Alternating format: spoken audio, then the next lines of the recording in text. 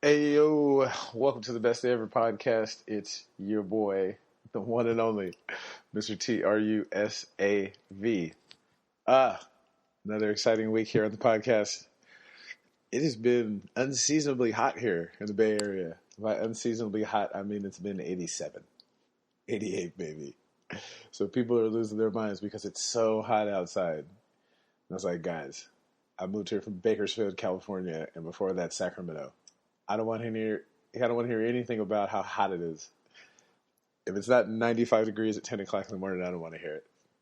But, it's the Bay. So, since last time, I got another job. I know, it's hard out here in the Bay. You got to have multiple sources of income, although trading time for money isn't necessarily the best form of income. But hey, you got to do what you got to do. Where did I find this other source of employment, you ask? 24-hour fitness. So now, ironically enough, there's a gym next to the barbecue place I work at out in Castro Valley. So feel free to come visit us. But it's not even really a 24-hour fitness because it closes at like 11. So, whatever. Irony abounds. So yeah. I got hired there. So now my second job is literally next door to the first one. So when I get off, I chill out for an hour and then walk next door. Hashtag slave life. So working there, there's a lot of young people. Because at Dickies, it's me. Like I said, it's me and a couple Hispanic people, a couple black people. But they're all older. They're all 30 and up. So I can relate to them a little better. We could talk, had discussions and stuff, but 24-hour fitness, man, they're all under 25. So it's hard for me to relate to people that young because I've been out the game for 10, 15 years. I don't know what's popular. I don't know what's hitting anymore. I'm that old guy at work now that doesn't know what anything is. And wait. Before we get into that, I have something to admit. I had a cheat day the other day. I know. I was doing so great. But as being the happy hypocrite I am, I had to have a cheat day. So I had to make my wife feel good because I've been kicking her ass. I think I've had 3 cheat days in the last 66 days. So I figured 1 cheat day a month isn't that bad. What was bad about it was that we were going to go to Round Table because they have a lunch buffet out here. So you can get all the different kind of pizzas you want. I'm not going to drink soda and I'm not going to eat meat on my cheat day. I figured bread and cheese, it's a compromise. So we went to a Round Table out here because she has the same Monday I have off. We go in and it's empty. No pizza for the lunch buffet. So I was hurt. I was like, well, maybe this is a sign. Maybe we shouldn't even do this. She's like, no, we can just go to Mountain Mike's. I was like, okay, it's not Round Table, but I mean, I guess, like, it's pizza. So as we leave, I'm thinking that the Mountain Mike's is downtown. We come across one that just happens to be right across the street. So I was like, oh, good for us. Pull in, get out, paying whatever. It was like $20-something. I mean, it's not that bad, but it's like, for a cheat day? So we go and we see the pizza selection, air quotes, and it was garbage. Like, it's absolute.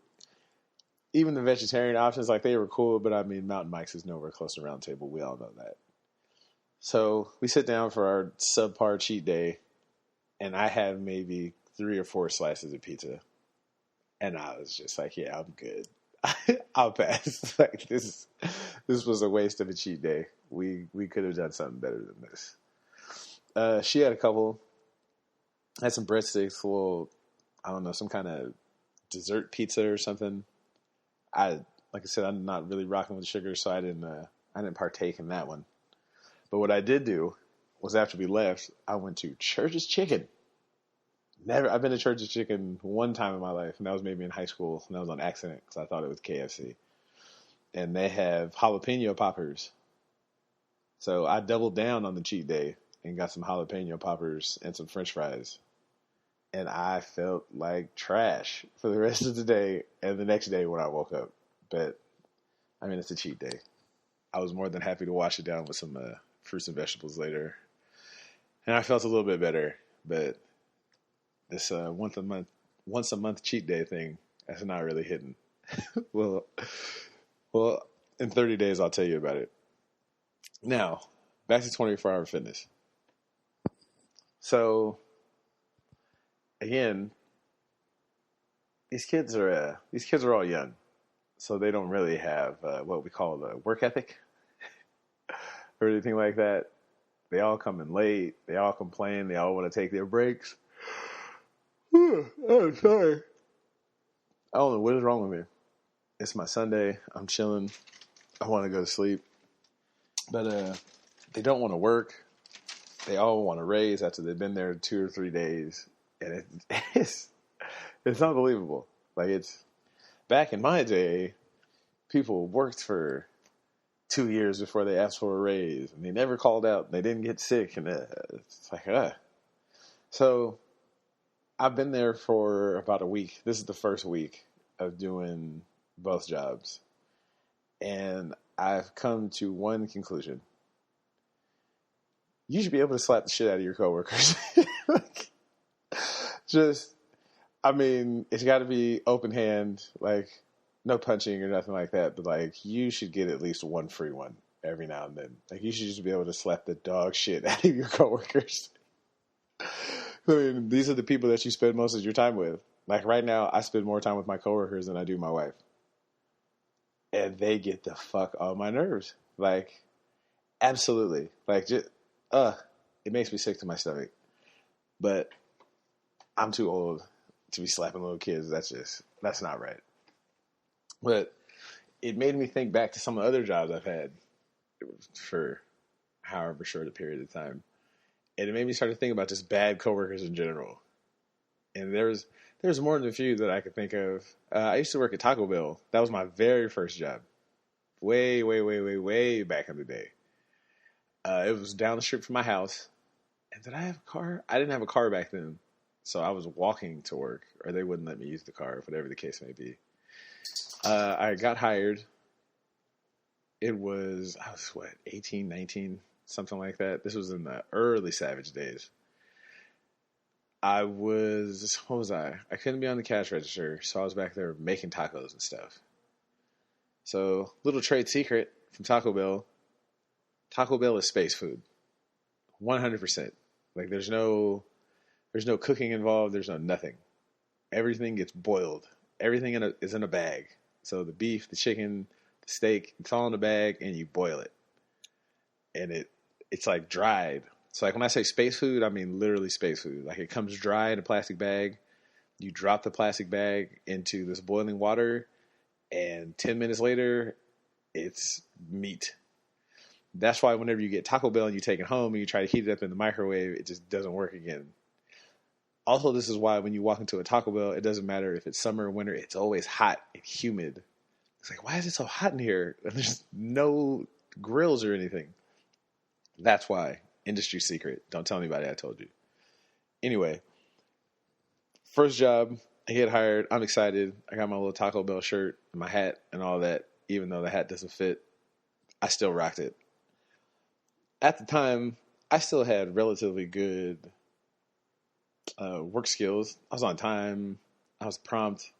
Treated customers with respect. And I saw people showing up late, smoking weed at work. Just the laziest and just most unprofessional shit you could ever think of. One guy in particular, I will never forget. My man Keith. Shout out to Keith. I went to Kennedy High School with him, and I played football with him. But once I transferred school, I kind of lost contact with people. But when I worked there, he was there also. And he was the guy in the movie that like takes his break and goes out back to smoke some weeds and comes back in and starts fucking people's order up left and right. That was Keith. And up to this point, I'd never seen that before because I'd only worked with my dad at the Chamber of Commerce, so people were smoking weed coming back into work. And I never thought to do it. Like, why would you do that? You're at work. You got to be professional. Nah, they were doing all of that. So another thing that was weird was that this was my first introduction to a certain form of nepotism. Meaning that the only way to get a job a lot of times is to know somebody. You have to know someone at the job or have had an interaction with someone that works there to get the job. Because just applying 9 times out of 10, like, that's not going to work. Unless the job is actually hiring, they actually have a sign in the window that says hiring, you need to know somebody there. And this became apparent once I started working there when the manager, the shift lead, and 3 of the other employees knew each other. Like, they hung out outside of work. They knew each other before there. So if you didn't get along with one of them, you didn't get along with any of them to a certain extent. I mean, and again, I was a friendly guy. I didn't really pick on people or have anything too rude to say. I just came to work. I bullshitted with them, whatever. It was a chill job. Got this was when chalupas had just came out and the grilled stuffed burritos. So, like, they were supposed to charge you for stuff, but I mean, most of the time they would ring you up for 2 tacos and a drink or something. But you could get 2 steak chalupas and a burrito or whatever. It was good times. It was way back in the day. Also, this introduced me to incompetent management. That I always thought, because I was young, everyone that I knew that was a manager was relatively good at their job and they seemed responsible. Fast food and retail is a little bit different, though. The lady was probably in her early 40s, maybe late 30s. A little bit of a drug problem, just a little bit. Missed a couple teeth, whatever. I'm not here to judge. And she lived in a trailer park. The trailer park is... Oh, where is that trailer park at? On Meadowview, once you cross the railroad tracks and it turns into Mac. If you're from Sac, you know what I'm talking about. It's on the right-hand side if you're going east of Mac. There's a nice little trailer park. One of the few we have. But she lived there. I mean, again, your socioeconomic status doesn't matter. But, I mean, I had never seen that up to this point. And she was my boss. And she was cool. I mean, she had her days. But it was a fast food job. But they all were just so, I guess, willfully ignorant, I guess. I don't know. They were all cool. I didn't really have a problem with them. They didn't really... I mean, we were all just struggling on our, what was minimum wage back then? $8.50 or something crazy. $7. Now, I do remember that they had a serious issue with the owners. The owner, the guy's name escapes me at the moment, but they owned about 10 of the Taco Bells in the South area. And for lack of a better word, they were, at the time, I thought they were assholes, but as an adult, I see that they were just running a business. So some of their policies, like, you got to pay for your food and all that type of shit, like, that's how you run a business. Like, we're not going to give you out free food, because if you give free food, people are going to abuse it, which is understandable. So one of the policies that they had that kind of struck me as odd was they always said that if we get robbed, do not give up the money in the safe. If you give up the money in the safe, you're going to get fired. Period. Like, under no circumstances. And I was like, well, damn, that's kind of an asshole move. Like, you don't even really care about the employees here? Like, that's fucked up. But I was like, I guess, whatever. So I wanted to be manager because I felt like I'm better suited than the people you got going. And they weren't having it. So I decided, you know what, I'm going to call out. And this is the first job I didn't know. So I called out the first day, called out the second day, the third day. I was like, fuck it, I'll call out again, whatever. So the fourth day, I come in, and it was a Wednesday. Never forget. I come in, and there's a new manager back there. Never seen him before. So I'm like, okay, well, that's weird. So I come in to turn in my stuff. Like, well, I called out 3 days in a row. I'm obviously fired, whatever. So I come in with my stuff, and the guy's just looking at me like, who are you? I was like, oh, well, I'm Tru Sav. I'm quitting. I called out whatever 3 days in a row. The rules are if you call out more than 3 days in a row, you're fired, right? He's like, oh, well, everyone that works here has been fired with the exception of you. And I'm like, wait, what? What happened? He goes on to tell me that the store got robbed the day before on a Monday. And I was kind of confused, like, what do you mean everyone got fired? He's like, well, they got fired and they gave up all the money in the safe. So they came in and fired everybody. I was like, oh, damn, that's fucked up. He's like, well, you can still keep your job if you want it because you weren't here when that happened and whatever. You called out, but we don't have anyone to really run the store. So if you want your job, you can still keep it. So I was like, yeah, I'm done making tacos. But thank you, though. I appreciate it. So this is where things get weird. Remember a while back I told you I was dating the girl that had the kid? Well, come to find out, her sister, one of the guys I worked with, had a crush on her sister. So when we were dating, we went to go meet her sister one day out here in Berkeley, and wouldn't you know it, dude showed up. And so I was like, and this was years later, like maybe 4 or 5 years later. So I'm like, oh, hey, man, what's up? You remember me from Taco Bell? Da-da-da-da. So we share a brief moment. I'm like, hey, whatever happened with that? Like, why did you guys get fired? So he tells me the story. And basically what happened was the guy, Keith, went out in the back to go smoke, or he went out in the back to take the garbage out. And this is after they were closed. So the number one rule of a restaurant is if you're closed, you never go out the back door. And if you do, you always make sure that someone goes with you. So we closed at 9 o'clock. He goes outside at 9:20, takes the garbage out. When he comes back in, the two robbers, air quote, were hiding behind one of the dumpsters. So they grab him, allegedly, push him inside. Now the front door is locked and there's no customers inside. So it's the perfect robbery. They grab him, the manager, the other two employees, take him to the office, give us the money, take the money out the safe. They put him in the walk-in freezer. Now the freezer doesn't lock from the inside. It doesn't even really lock. Like if you close the door, you can push it from the inside. It's not that big of a deal. Tell them to count to 100. The robbers tell them to count to 100, and then they make their getaway. It sounds like a robbery, right? Well, there's a couple things wrong with the story. Now, as he told me, I wasn't telling him this when he told me the story, but I was thinking about it. They robbed them on a Monday. Now, the Monday is significant because the guy who owned the Taco Bells came to pick up the money every Tuesday.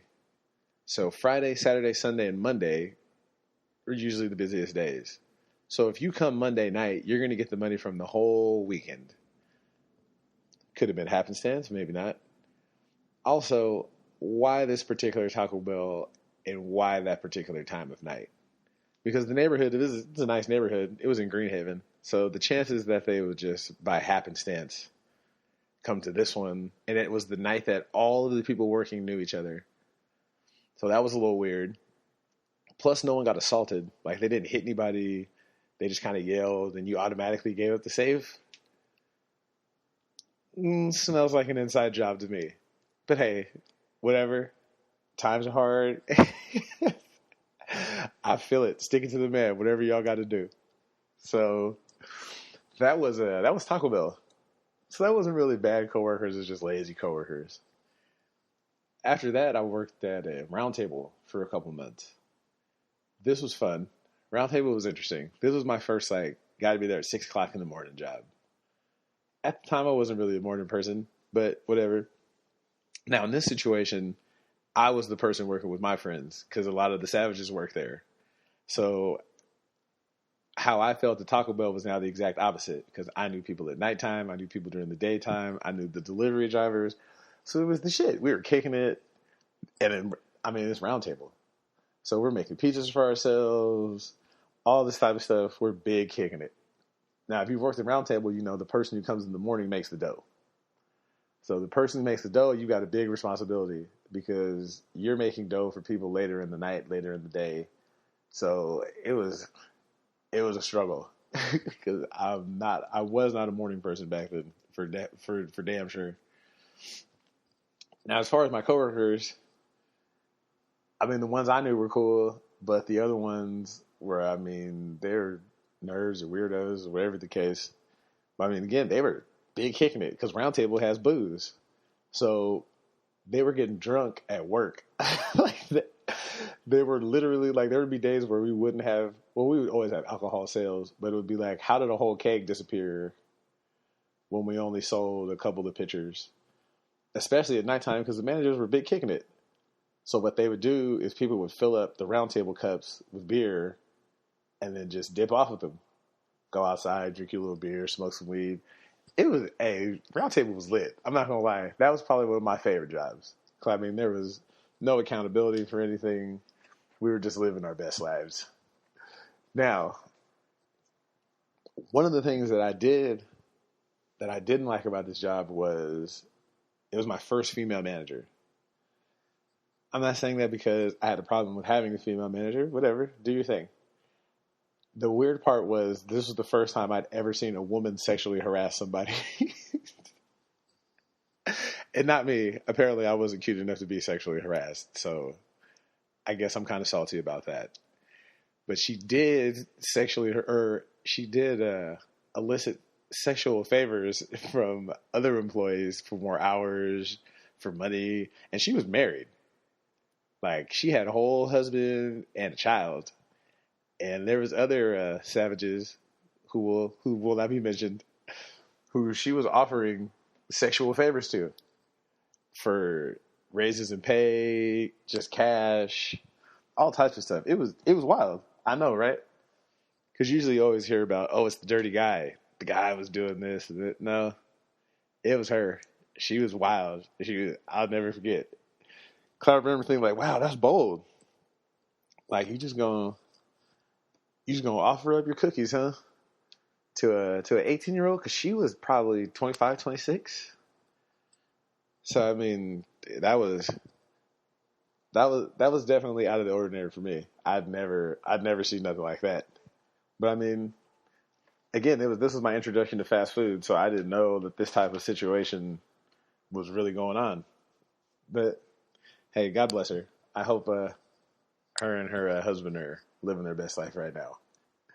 Of course, sadly, I don't remember why I quit Round Table. I don't remember if I quit or got fired. I think I just stopped showing up. Because who wants to be at work at 6 o'clock in the morning? I got stuff to do. I got savage stuff to do.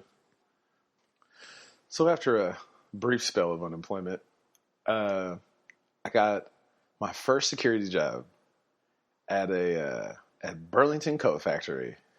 They're more than great coats. It was, now this, how long was I was here for about a year and a half.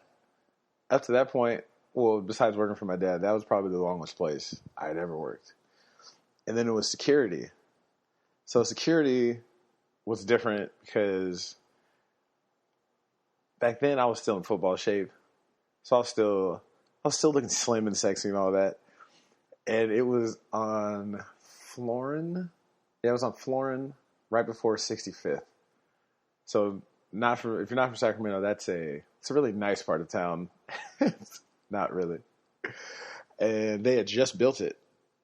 And it was right after they had shut down the Kmart that used to be on Mack Road. So a lot of people that worked at Kmart came to Burlington to work.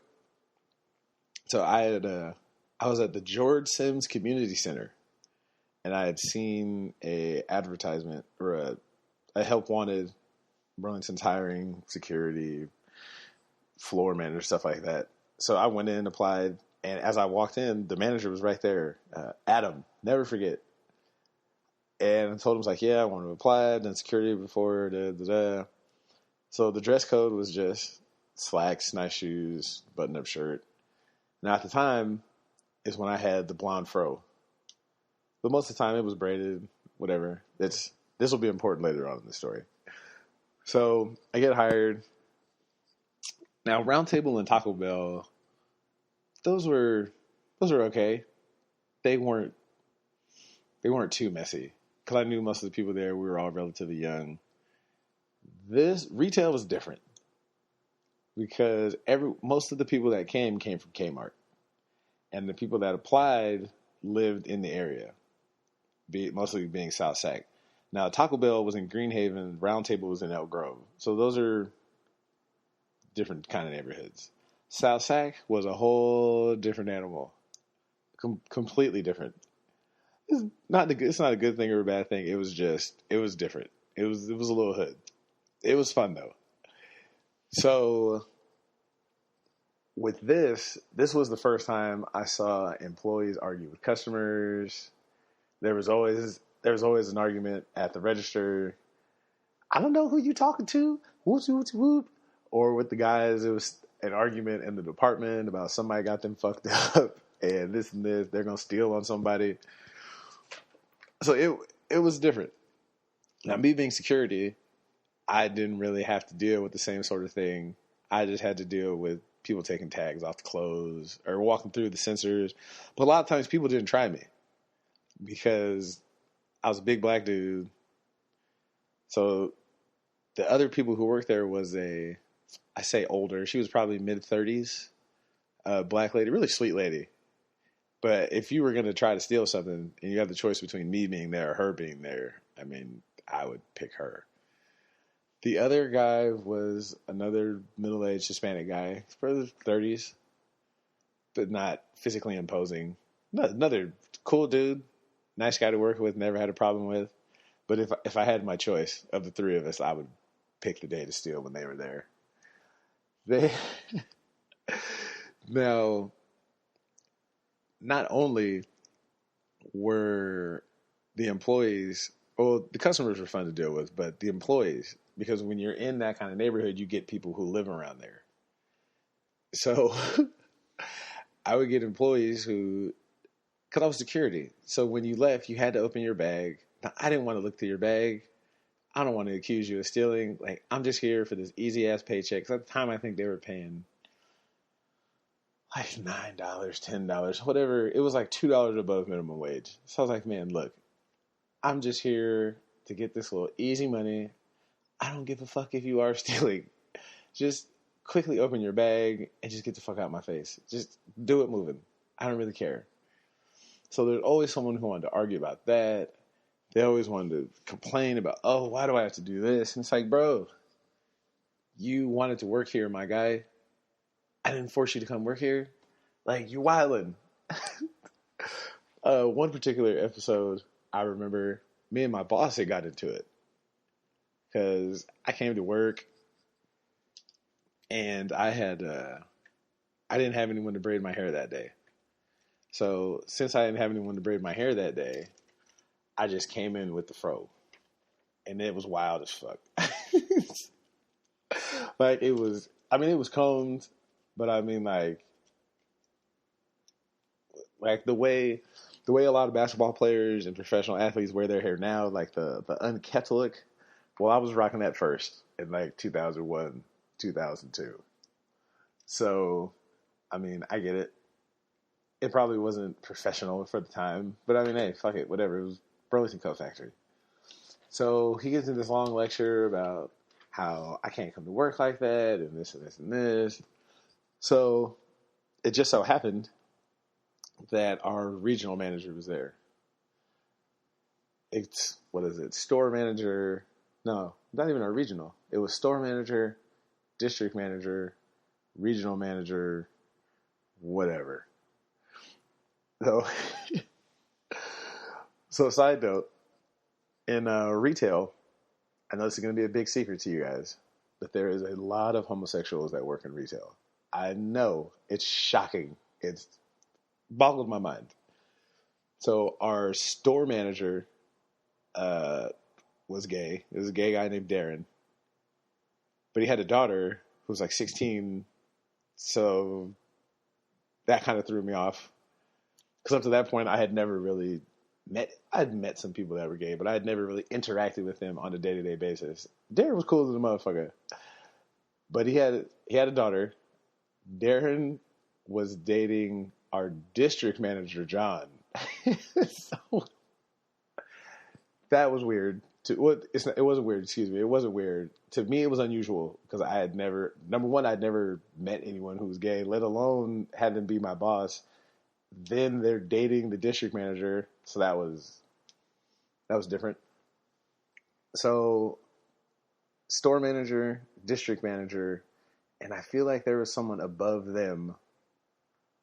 Yeah, that was the regional manager. The regional manager was a woman and she was gay. Blew my mind again. And then finally there was a manager above them. He was the corporate something or other. So the corporate guy was coming. So that's why we were supposed to be on our best behavior. Everyone's supposed to be dressed nice, yada, yada, yada. So me, being me, our store manager, district manager, regional manager, my boss, his boss are all walking the store. Of course, the corporate guy, he was gay too. But not even like I'm trying to hide it. He was like the flamboyant, over the top. I have a streak of silver hair, limp wrist, all of the stereotypes. He was that. So I walk up to him. Now this is in front of all of them. I walk up to him and say, "Excuse me, I don't mean to interrupt, but I didn't have time to get my hair braided today before I came to work, and I just wanted to know, according to Burlington's standards, is this acceptable?" And I shit you not, he stops and goes, "What? Your hair is absolutely fabulous," as he runs his hands through my hair. But I went with it. I was like, "You asked for it, kid." So he's like, "What? It's amazing. I think your hair is so beautiful. And so are you." I was like, "Oh, well, thank you." I appreciate the compliment. I shoot my boss a look. And from that day forward, he never really said anything about my hair ever again. Which is, I mean, it was kind of petty at the time. But it was like, come on. Like, bro, we're making $1 above minimum wage. And we're in South Sacramento. No one gives a fuck about what my hair looks like. Like, give me a break. Now, even though we're talking about bad employees, I figured there was one... there was a security team that we had that used to work there because we couldn't stop people from shoplifting. Like, I couldn't physically stop someone. If someone was shoplifting, I just kind of had to chuck them the deuces and be like, all right then, because I couldn't physically stop them. So we had paid security. And these guys were the laziest motherfuckers you ever met in your life. Like, just because they were getting paid whatever. And so they technically didn't have to do anything, and they didn't answer to anyone in the store. Like, the manager could tell them to do stuff, but he couldn't really make them do it.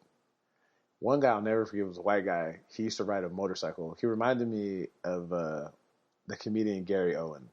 He reminded me of Tommy from Power. A thin, decent-looking white guy that he always had to one-up your story. Like, just all the time. Just fucking, oh my God. Oh, I did this and motorcycle and I got all these hoes and this and this and this and this. It's like, man, shut the fuck up. We work at the same place, bro. Like, you can't be winning that good. Like, I'm tired of hearing your shit. So one day I remember he tried to tell me that he lived in Elk Grove, which is a suburb outside of Sacramento. And I was like, well, where do you live? He said, oh, I live in Elk Grove. I was like, well, what street? And he told me the street, and I was like, well, actually the boundary is Calvine. So if you live if you live north of Calvine, that's South Sac. Well, no. And it just so happened that the Hispanic security guard was there, or the guy that works for Burlington. And he's like, oh, well, where do you live? He said, oh, I live in South Sac. I was like, well, what street? And he said the name of the street. And I was like, oh, no. You live in Elk Grove. He's like, what do you mean? I was like, well, you live south of Calvine. So technically, you live in Elk Grove. He's like, oh. And the security guard's face just got red. And I could tell he wanted to fire on me. But he knew that I was going to give him a run for his money. So he kind of just let it slide. So I'm pretty sure I was the one he wanted to slap that day. But hey, if he wanted to test his mettle, I would have been more than happy to give him a workout. Let's see. After that, I did a short stint at Best Buy. Again, I had the connection because one of the Savages worked there. Shout out to D-Rock. And this time I was the super top flight security of the world. Because if you've been to Best Buy, there's the people in the front who watch the cameras and stand there and say, hey, how you doing? So on and so forth. Best Buy, I would say, was a step up from Burlington. because this Best Buy was brand new. It was in Elk Grove. So a different kind of clientele, different kind of employees. The thing with Elk Grove, though, is it's right next to South Sac. So if you cross the street, you're in South Sac. So a lot of the people were from South Sac, and they brought that South Sac attitude with them. But on the other hand, there was people from Elk Grove that worked there. So it was kind of a clash of both worlds. Now me, I knew D-Rock. And D-Rock he was security. So he already kind of had his spot cemented. So again, when I came, I was just chilling. I didn't start anything. I didn't want no problems with nobody. I just did my little security thing. I was just trying to get through my shift without having to catch somebody stealing. So there was this one guy receiving, never forget, Shane. Just would not shut the fuck up. Just always, that guy at work that always has a fucking joke. Everything's a joke. We're having a meeting and the boss will say something, oh, that's what she said. That guy. Or I'm trying to act like I got all these hoes, that guy. But can't really get a date. Or has to have the last word. Or just, we all work with that guy. He was that guy. And I just couldn't fucking stand him. Now, this was when I was still slapping motherfuckers. So in my mind, I was just replaying of like, how can I slap? Can I just slap the shit out of him? I mean, I'm probably going to get fired, but fuck it. Like, it'll be worth it. It would be like, it was like in Wanted, if you've ever seen that. Great movie. If you haven't seen it, go see it.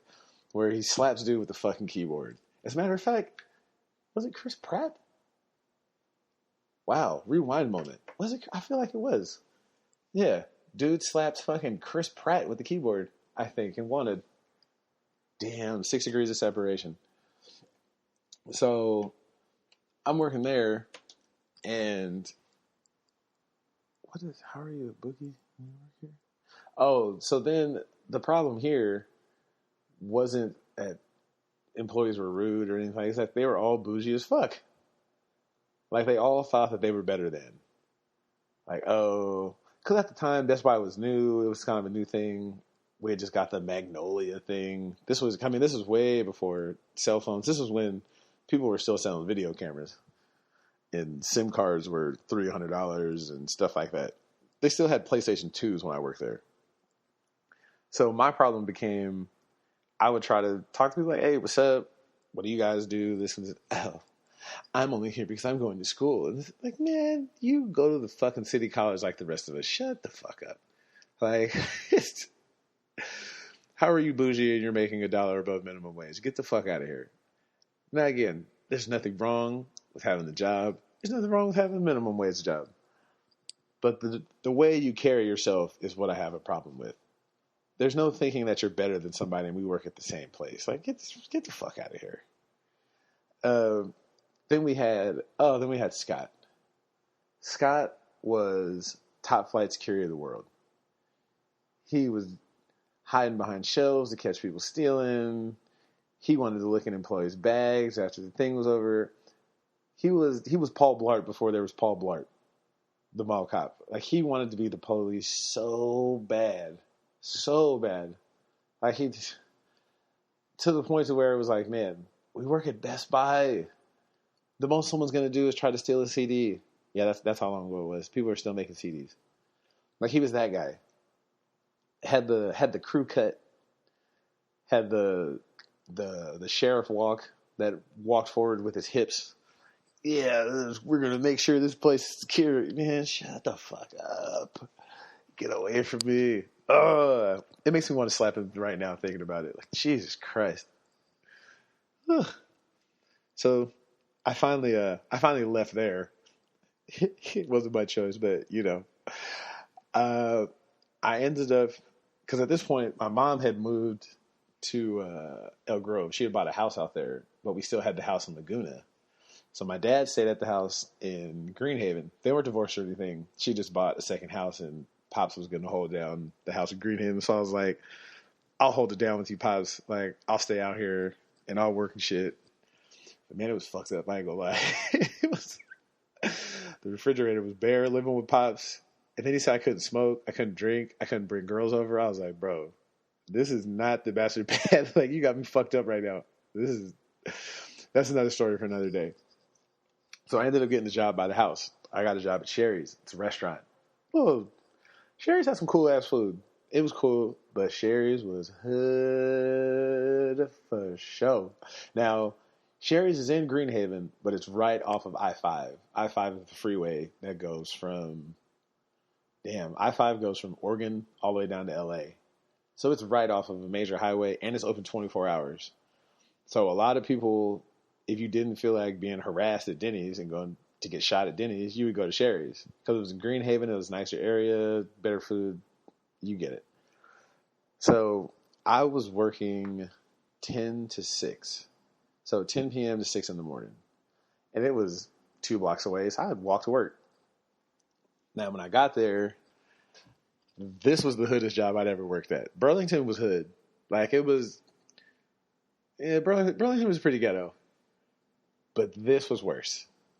And it was worse because you're working 10 to 6. So to work 10 to 6, like, there's a lot of fucking degenerates that work 10 to 6. I shouldn't say degenerates. Nah, we were fucking degenerates. Let me stop lying. So I was the busboy, dishwasher. I needed a job, so I didn't give a fuck. I was like, whatever.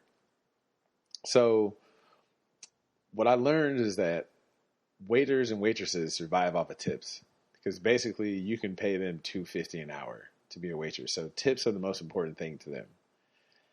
And what I learned was a lot of them are assholes. Like, a lot of them have shitty attitudes. Like, sometimes it's not you. Like, if you get bad service, it's just because your waiter or waitress is a piece of shit. Like, there's a reason why they have that job. Like, that's the reason why there's so much turnover in that industry, because a lot of times they're just fucking assholes. Well, part of my job besides washing dishes was bussing tables. So the thing with bussing tables is it's kind of, there's a hierarchy that goes to it.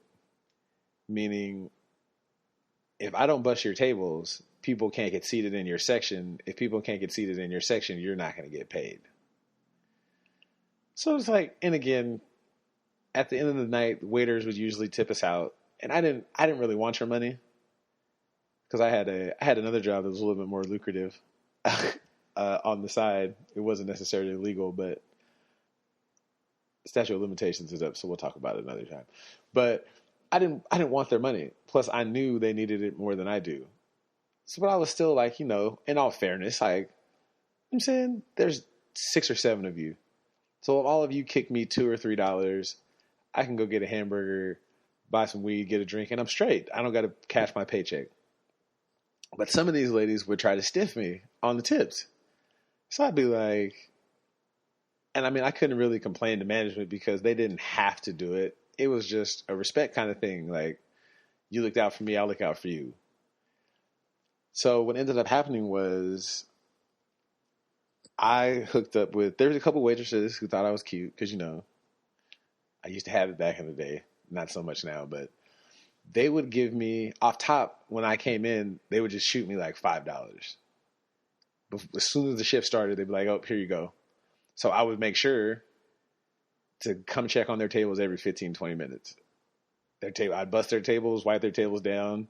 The people who didn't want to tip me, fuck it. Your dishes can sit there on the table. I don't give a fuck. It's not my problem. So then they tried to complain to the manager saying, oh, well, he doesn't bust my tables, and he's not doing it fast enough. So I told him, I was like, look, they don't tip me out at the end of the night.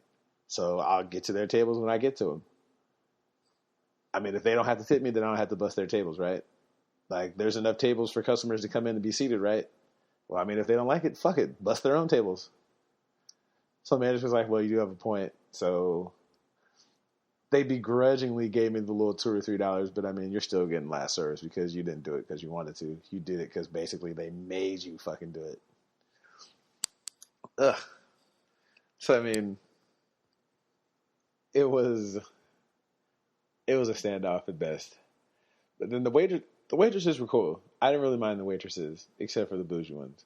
Now, who I did mind was we had a manager who, again, I had gone to Kennedy with, and it was a black guy, but he was that black guy that didn't want to be black. He didn't want to be associated with anything black. He wanted to be Asian or white, whatever. These aren't my words. These are his words. Like, he always got made fun of for how he acted, how he talked. And again, I had a Caucasian accent for part of my life, so I get it. I'm not really one to pick on people for how they speak or something, but he made it known that he didn't like things that were black. He didn't like rap music, which isn't exclusively black, but that's another discussion for another day. He almost didn't identify. I can't say he didn't identify as black, but he went out of his way to even let the other people that work there know that you weren't going to get a break because you were black, which was odd because he was black as the ace of spades at midnight. So he had his own situation going. So me and him never got along because I never picked on him. I never messed with him. The other waitresses used to torch his drawers though.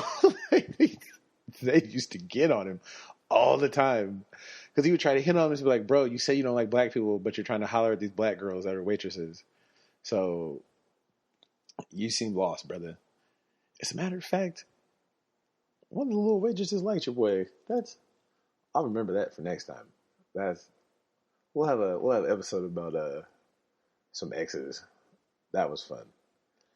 So I ended up actually, you know what? One of the best nights we had there was New Year's Eve. This is probably the best day in Ratchet history. I had ended up it was New Year's, so of course we were all working. There was no management there. Absolutely none, because they had better things to do. So I shouldn't say we. I had brought some bottles of vodka to work. I brought them in a water bottle because I have a backpack with me. I knew who was working, and I knew there was no manager, so I bought 3 probably Crystal Geyser sized bottles of vodka to work. So I passed them out. We were around 10 o'clock because there was no customers. Now we knew because the club rush from 12 to 1:30 was usually the slowest. That's when we had to get ready for the rush because the club gets out at 1:30. People start showing up. It's busy till about 3, and then from 3 to 6, that's when you do all your cleaning because nobody's going to come in from 3 to 6 until the old people start coming in at about 5 to get their coffee and one pancake and stuff. So it was lit. We were playing because I brought the radio, so I would always play music in the back. There's no customers, so we're slapping. We're getting our little drink on. We're smoking weed because we're off. There's no managers, so we're chilling. Ball drops 5, 4, 3, 2, 1. We were wilding. It was good times. That was probably one of my favorite jobs. Any kind of like restaurant job, food jobs are usually popping because the people you work with, they're usually cool. You're always going to get some assholes and so on and so forth. But I mean, that's very rare, very rare. So, damn. Actually, you know what? Oh, because why did I? You know what? See, this is why I have a problem doing this sometimes. Because when I'm talking and I'm telling you guys stories, I kind of come to the realization that sometimes I'm the person that I'm talking about. This is this is what I mean. When I started this, I said I want to slap a motherfucker that I work with. And now I'm starting to realize I think I'm the person that people wanted to slap the shit out of. Oh, fuck. Yeah, I think I am. Because every job I worked at, when I left, I usually left with some sort of controversy. I usually set the bridge on fire. Because when I left Taco Bell, yeah, I left because I quit. But I also left because I told the manager about herself. I told her that she had about 8 teeth in her mouth. And her family tree probably went straight up. And the rest of the people there were bums and some other shit. But I was a big football playing motherfucker, so they couldn't really do anything about it. And so now in hindsight, like thinking about it now as an adult, I almost feel like they got robbed almost as a way to set me up. because I wasn't there, and usually the person who isn't there is the person who's responsible for the bullshit. Damn, that's some cold shit. We're discovering stuff here today on the Best Day Ever podcast. When when I left Roundtable, I think, well, there's a couple things. I think I was salty because I wasn't being sexually harassed. Because I was young, my ego was involved, but I also sucked. Like, I was horrible at fucking making dough. I just didn't want to get up at 6 o'clock in the morning. And one of the savages that I worked with, I remember one day I came in, because you come into work, get free food and shit. Because if you made a pizza that was a mess up, like, we would have someone call and say, oh, I want to order this, da-da-da-da-da, I want to order it for pickup, and then they would just never come pick it up. Or we would fuck up a pizza intentionally, and then at the end of the night, you could take it home, that type of shit. So one night I came in and was like, hey, is there any mess ups? And I was talking to one of the savages, and he just ignored me. And I was like, yo, like, I'm talking to you. He's like, bro, I'm going to fucking slap the shit out of you. And I was like, for what? It's like, if you keep making this fucked up pizza dough so that we can't make pizzas at nighttime, I'm going to slap the shit out of you. Because now I've got to go back in there and do extra work and shit. I was like, bro, it's round table. Like, my bad. Damn, I'm such a savage. It was an accident. I swear. I'm the best employee I can think of, I think. But I mean, accidents happen. You know what it is. What happened at Best Buy? Oh, so Best Buy left because what had happened? There was a misplaced sign. Yeah, I was in the back because we get signs for different movies and stuff like that. I had taken the wrong signs because like the old signs you can take. You like after, so like what is it? Video games come out or a new movie comes out, they have those big posters in the store. Well, I had accidentally taken one of the posters for stuff that was coming out. So we didn't have it. They called me in. They're like, yeah, did you take the sign? I was like, yeah, it was in the old sign thing, such and such and such and such. And I'm like, oh, well. So my thing was, I didn't take it. Like I said, I didn't take it. They were like, well, one of the guys in receiving said they saw you take it, this and this and this. So, yeah, that was the end of your boy. But I didn't get fired. I resigned. And I'm probably sure they were like, this fucking asshole, we know this nigga's lying. I want to slap the shit out of him. But they couldn't. So, whatever. Sherry's. Oh, Jesus Christ. This was one for the books. So, like I said, Sherry's was cool. We were drinking, smoking weed, all that type of shit. So one day, it was Valentine's Day. I'll never forget. The dude, Joe, kept fucking with me. And I was just like, you know what? I don't need this shit. I'm tired of working 10 to 6 and living like a goddamn vampire. I'm just going to quit. So what I did was I told 10 or 15 of my closest friends. Now it's Valentine's Day, so you already know what time it is. It's Valentine's Day, so we're going to be packed. I think I was the only dishwasher that day. So I told all my friends, hey, I'm going to do some next level type shit. So I need you guys all to come in at like 1 o'clock in the morning and order all the fucking food you want. And they're like, wow. I was like, just do it. I need you to order all the food and then fucking I'm going to quit and you can just dip out on your bill. But I'm going to wait until after you guys finish your food before I dip out. So they're like, all right. So, because before then, me and the manager got into it about my job performance and about the busting the table shit. And I was immature. So I was like, well, I got something for you. So they come in. It's Valentine's. Now the dishes are slowly building.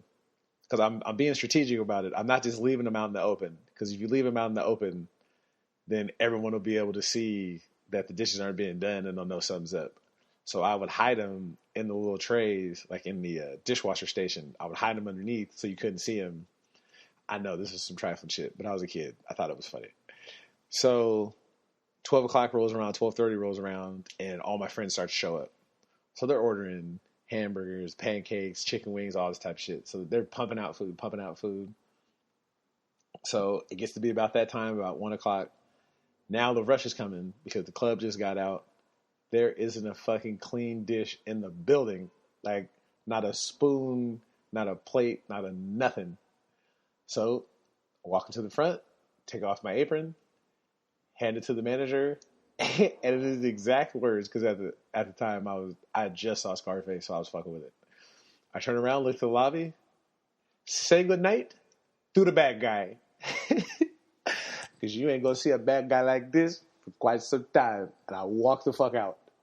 So they go to the back immediately to go like, well, fuck, like we have to start washing dishes. There isn't a fucking clean dish in the building. So as they go to the back to look, all my friends leave. So they all just bounce out. So I get a ride, clear the scene, and my little punk ass point was made. I mean, not really, but I mean, it felt good to do it. Fuck them.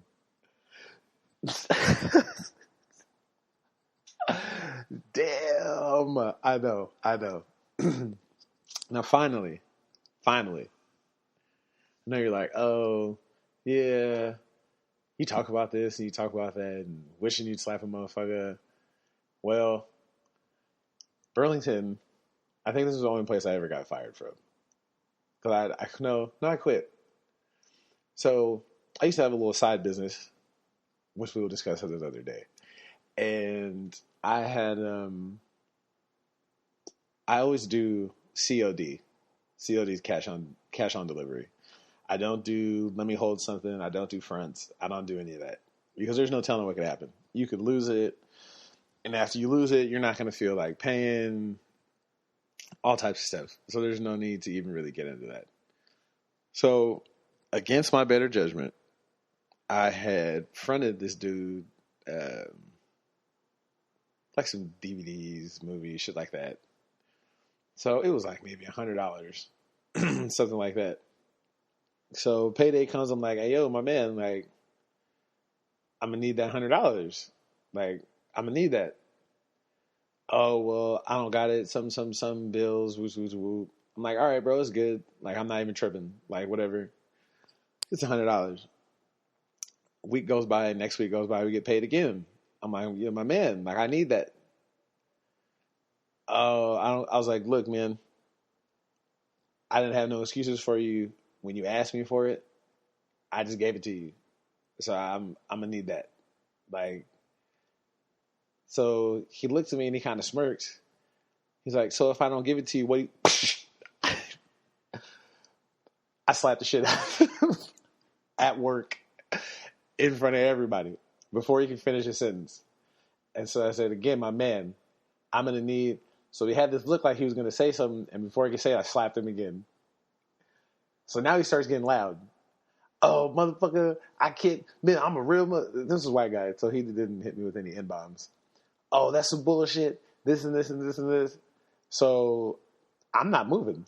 But he's yelling. He's walking to the back. This and this and this.